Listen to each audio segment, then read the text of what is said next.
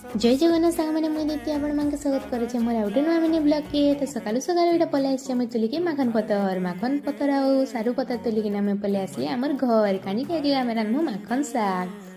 घर के नहीं आसी तारपरे पले गली मुझे टिके भेंडी तुलिके तो यहाँ भेंडी टिके तुली पकाली आ चकु एंता गोटे कटे देली सीधा भेंडी गच नुहे कटिगला